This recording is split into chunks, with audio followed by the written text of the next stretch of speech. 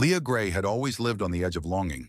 A quiet woman with soft eyes and a tender heart, she carried the invisible weight of an orphan's solitude. With no family to lean on, no parents to guide her, she built her life one small step at a time.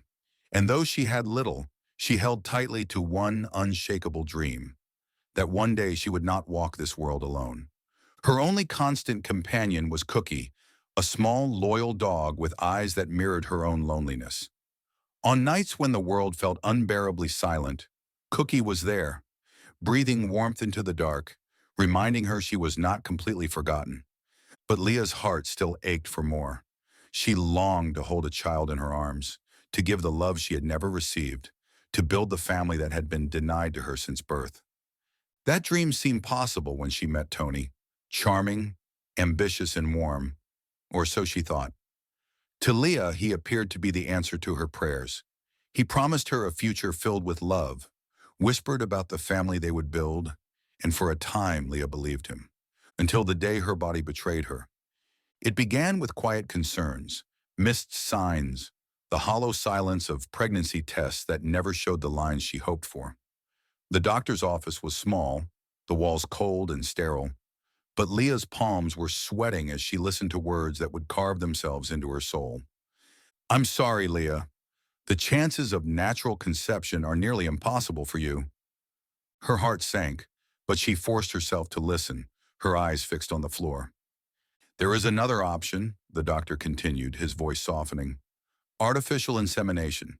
It won't guarantee success, and it is costly, but it gives you a chance. A chance." Leah left the clinic with hope trembling in her chest, fragile but alive. She imagined Tony holding her hand, imagined the joy in his eyes when she told him that, despite the odds, their dream of a family could still come true. But when she hurried to his apartment, clutching on to hope like it was her lifeline, she walked straight into betrayal. The door opened to reveal Amanda, beautiful, confident, smug, standing in a place Leah had thought belonged to her. Confusion rushed through her veins until Tony appeared, his face hard, his voice cruel. "Why are you here, Leah?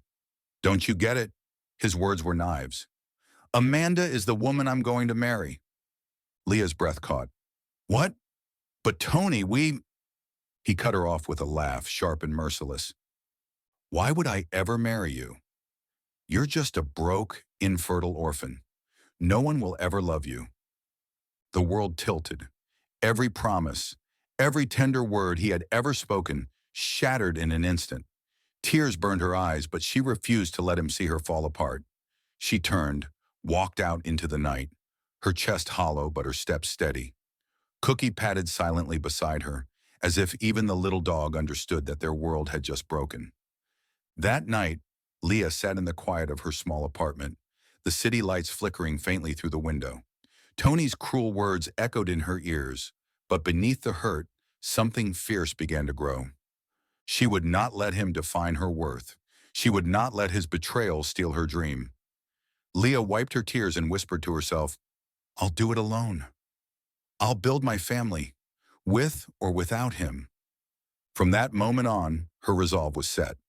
But by midday, forward motion came crashing to a halt. Her boss's shadow fell across her desk as she hastily minimized the tab she'd been scrolling. It was too late. "What are you looking at?" Alec Lawrence's voice was cool, sharp as glass. "Nothing," Leah stammered. "Let me see." His eyes narrowed, scanning the screen. His expression darkened. "Sperm donors? Leah, are you seriously through a cheap website like this? Do you have any idea how dangerous these scams are?" Heat rushed to her cheeks. "It's none of your business. You're my boss, not your what?" His gaze softened, almost imperceptibly. "If you want a child so badly, what if I gave you mine?" The world seemed to tilt. Leah's mouth went dry. "I'm sorry. What did you just say?" "You heard me." His tone carried no jest. "What if I donated my sperm to you?" No strings attached. Her laugh was brittle. "Absolutely not. You're my boss." And yet, the way his eyes lingered on her face told her this wasn't about biology. Alec Lawrence wanted more than to be her donor. He wanted her. What Leah didn't know was that Alec's right-hand man, Jerry, had already decided to play Cupid, whether they liked it or not. By the end of the week, Leah would be holding paperwork from a reputable clinic, reassured by a smiling doctor that her anonymous donor was tall, brilliant, and Harvard-educated. And Leah, heart-pounding, said yes. 2 weeks later, a single pink line changed everything. Cookie, loyal as ever, tried to be quiet, but one evening his sharp bark gave her away. The door to the employee lounge flew open. Alec stood there, his figure silhouetted in the dim light, gaze cutting straight through her. "Leah!" His voice was low, astonished. She shot upright, heart hammering. "Mr. Lawrence, I was just—" His eyes swept over the rumpled blanket, the suitcase in the corner, the way she clutched Cookie to her chest. His expression darkened, but not with anger, with something closer to fury on her behalf. "You've been sleeping here?"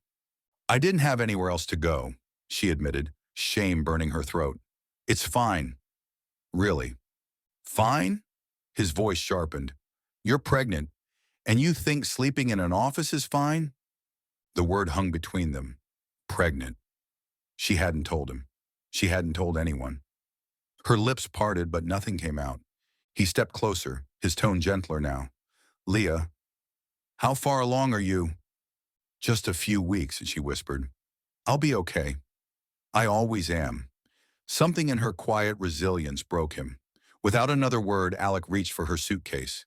"Come with me." "Alec." "No arguments," he said firmly, lifting Cookie's carrier in his other hand. "You're not staying here another night." And for the first time in weeks, Leah didn't resist. His apartment was nothing like the cold, intimidating man she thought she knew. Warm wood, soft light, the faint scent of coffee. It felt safe. She stood awkwardly in the doorway, Cookie at her feet, while Alex set her things down. "This is your home now," he said simply. Her throat tightened. "Why are you doing this?" He looked at her then, not as her boss, but as a man stripped bare of his defenses. "Because you deserve better." And because, his words faltered, but the truth flickered in his eyes.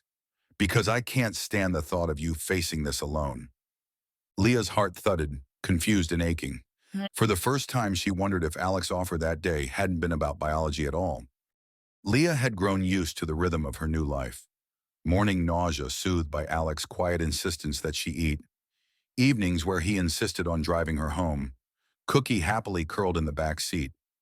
Against her will, she'd begun to trust him, to lean on him, to imagine in moments she quickly scolded herself for what it would be like if this were more than just her pregnancy drawing him close. But the illusion shattered on a rain-slick evening. She had left her appointment folder on Alec's desk, doubling back to retrieve it, when she heard voices in his office. His, low and tense, and another, an older woman's, sharp as cut glass. "A child, Alec? With that secretary? Have you lost your mind?" It was his mother. Leah froze in the doorway, pulse hammering. "You don't understand," Alec said, his voice tight. Leah is beneath you." His mother's words cut like whips. "If you wanted a family, you should have chosen someone suitable. Not some desperate girl playing mother with your child." Silence. Then his mother's hiss, triumphant. "Don't tell me she doesn't know. Don't tell me she thinks this was anonymous." Leah's breath caught in her throat. Her hand trembled on the doorframe as the truth hit her like a physical blow. Alec. He wasn't just her protector, her unexpected comfort in the nights she doubted herself. He was the father, the donor, the man she had trusted least and trusted most all at once. And he hadn't told her. "Mother," Alex snapped, "that's enough. Leah is carrying my child, and I won't let you insult her. I love—" But Leah never heard the rest. The folder slipped from her hand and thudded against the carpet. Both heads turned. Her face was pale, her eyes wide, brimming with disbelief. "Leah!" Alex started toward her. "Don't," she whispered, backing away. Her voice cracked, raw. "All this time, it was you?" His chest rose and fell, torn between explanation and confession. "I was going to tell you. I didn't want to hurt you. You lied to me, Alec. Tears blurred her vision. You let me think I had a choice, when really, I never did. You were supposed to be different. Cookie tugged at her sleeve, whining softly, but Leah turned and fled, the sound of Alec calling her name chasing her down the marble hall. For the first time since she'd begun this journey, Leah felt truly, utterly alone. Leah stopped coming to work. Her desk sat empty, the chair tucked neatly in as though she had vanished from the world. Alec tried everything. Calls unanswered, flowers returned, even showing up at her apartment only to have the door locked against him. Cookie barked at him through the window, but Leah never appeared. For weeks, Alec lived with the silence of her absence and the gnawing fear that he had lost her forever. Then the phone call came, a nurse's voice, tight with urgency. Mr. Lawrence, Leah Gray has been admitted. She collapsed. There were complications with the pregnancy. Alec's blood ran cold. In minutes, he was at the hospital, storming through sterile corridors until he found her. Leah lay pale against the white sheets, one hand resting protectively over her swollen belly. The monitors beeped steadily, but her eyes fluttered shut, exhaustion written in every line of her face. The doctor's voice was calm but firm. Stress triggered early contractions.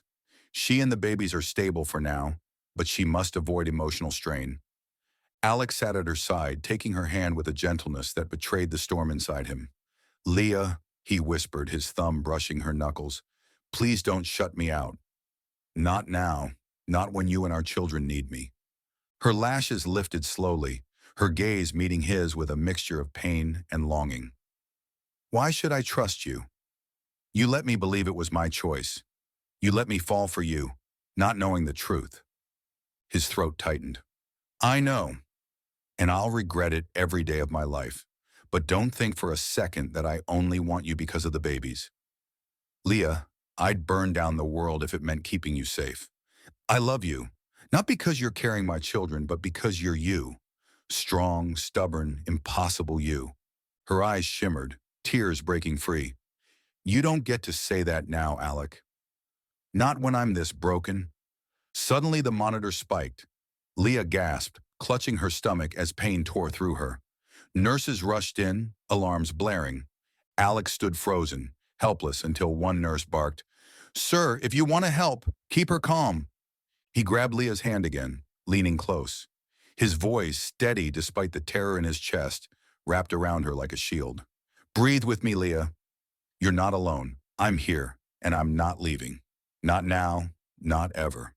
Her frantic breath slowed, her grip tightening on his hand. The monitor steadied, the danger ebbing as quickly as it had come. The room emptied, leaving only silence and the faint hum of machines.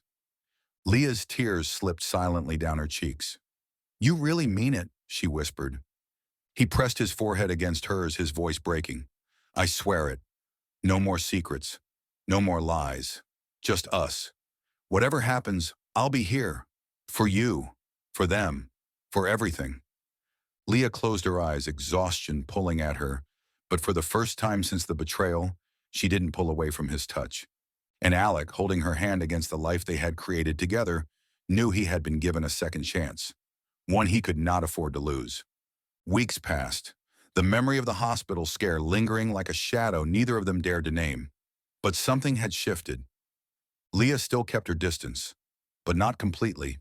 She let Alec drive her to appointments, let him wait outside exam rooms, let him carry her grocery bags even when she insisted she could manage. And when his hand brushed hers, accidentally then less accidentally, she didn't always pull away. The healing wasn't instant, it wasn't neat, but it was real. One soft spring afternoon, Leah's apartment buzzed with laughter and chatter. Her mother had insisted on throwing a gender reveal party, though Leah had only agreed when Alec offered to host it in his sunlit townhouse garden. Big enough for everyone, and for Cookie, who happily darted between guests with a ribbon tied to his collar. Leah stood beneath the canopy, her hands curved over her belly, a mixture of nerves and warmth fluttering in her chest. Friends, family, even Jerry, oddly contrite and unusually quiet, were gathered, waiting for the reveal. Beside her, Alec looked uncharacteristically nervous. His arm brushed against hers, his voice low enough only she could hear. No matter what color flies out of that box, Leah, you and I are a team. I'll be there. Always. Her heart ached with the sincerity in his tone. For so long she had doubted, but here, surrounded by the people she loved, she let herself lean into him, just a little. Her mother clapped her hands. All right, let's see those babies. Jerry wheeled out the large decorated box, Cookie bouncing at his side as though he, too, knew something was about to change. Leah and Alec reached together, lifting the lid. 3 bursts of color exploded skyward. Pink, blue, and another pink, raining down confetti and laughter. The crowd gasped, then cheered wildly. Leah blinked, stunned. 3, she whispered. The doctor's words from her last scan echoed back. Congratulations. Triplets. She had kept it close, unsure how Alec would react. But now, seeing the unfiltered wonder on his face, the secret didn't feel heavy anymore. Alec let out a stunned laugh, running a hand through his hair before cupping her cheek.